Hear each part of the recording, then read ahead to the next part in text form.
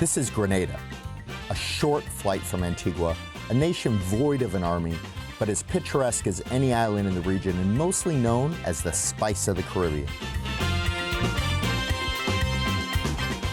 Almost 200,000 tourists seek out this piece of paradise on Earth, a place to relax, explore, visit the Caribbean's longest swimming pool, or just soak in the sun at one of the island's beautiful resorts.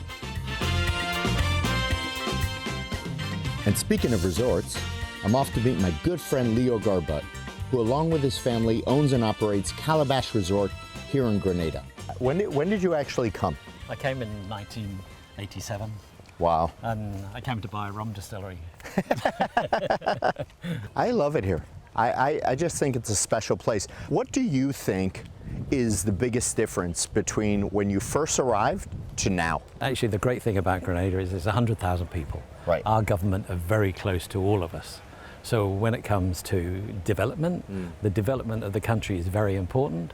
So it's like any organization of a company. If it doesn't have any sales, it's got no revenue. Right. So we need the sales in the tourism, and we give the revenue, and the government's got the revenue. So we're in good shape, actually. Resorts like this offer guests easy and convenient beachside access. And since we're in Grenada and the water is gorgeous, I figured we'd all go for a swim.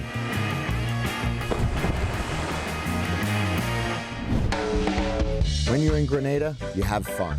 Fun is just part of the deal, and so is food. Hey man, Scott, how are you, man? Everything good? What's going on, bro? Good to see you, brother. Good to see you.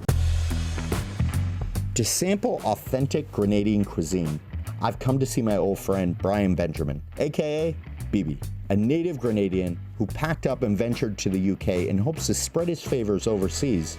Now he's back in his home country, feeding locals and tourists alike. So what's happening, man? What brought you to Grenada, bro? I'm hungry. Well, I'm gonna feed you. I want some good local stuff. And you're gonna get the best. Yeah? I'm gonna got some nice specials there for you. Don't forget my rum punch.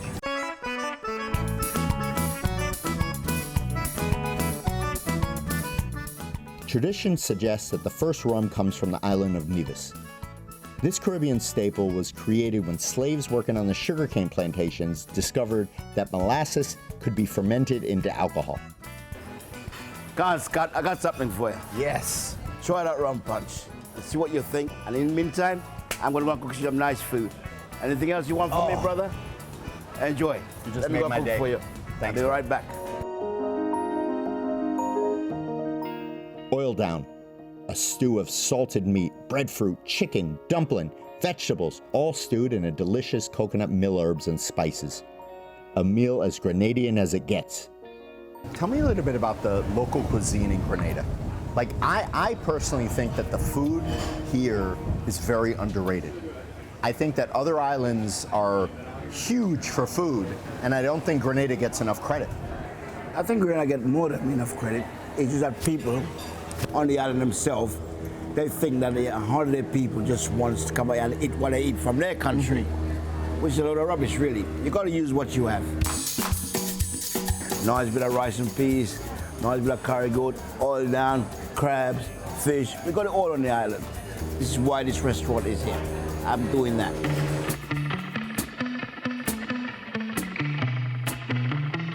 Like many chefs, Bibi's recipes were handed down from his grandmother. Keeping the traditional way of cooking Grenadian cuisine alive, now tourists and locals alike can get a taste of it here while enjoying a magnificent view of the bay.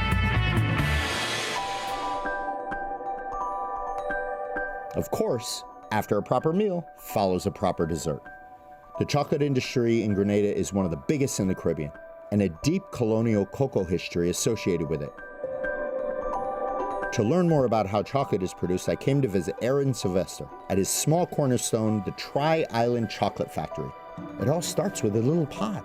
What I wanted to do in Grenada was, we have the best cocoa in the world and we have the best spices in the world, so I wanted to bring the two together. So obviously you see chocolate in the store, but like, how is it made? Like, what's the whole process behind it?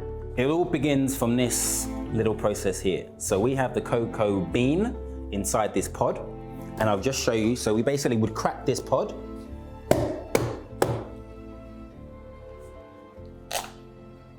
And then inside, Wow. you have the bean.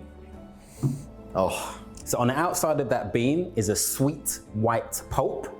And you're Okay. gonna suck the pulp on the outside, not the bean, Okay. just the pulp. okay. How does that taste? It actually tastes like a lychee. There you go. And since I'm already here, why not get busy? I'm gonna get hands-on. I'm getting geared up to make my own chocolate. So before we go in the factory, Okay. just have to make sure we got the boots on, apron on. Now it's time for the hairnet. Even, Yep, absolutely. Okay, welcome to the factory. oh, Smell good? smell that. Wow. So this is our 75% dark chocolate. Grenada offers a perfect climate for cocoa trees to thrive. The natural biodiversity of Grenadian farms makes it possible for cocoa trees to receive great nutrients from the soil and draw unique flavors from its neighboring trees, adding a spicy aroma to the cocoa pod. So what I would do now is I'd put this in the fridge, and then in 15 minutes you'll have a chocolate bar to enjoy. Wow. Oh my God.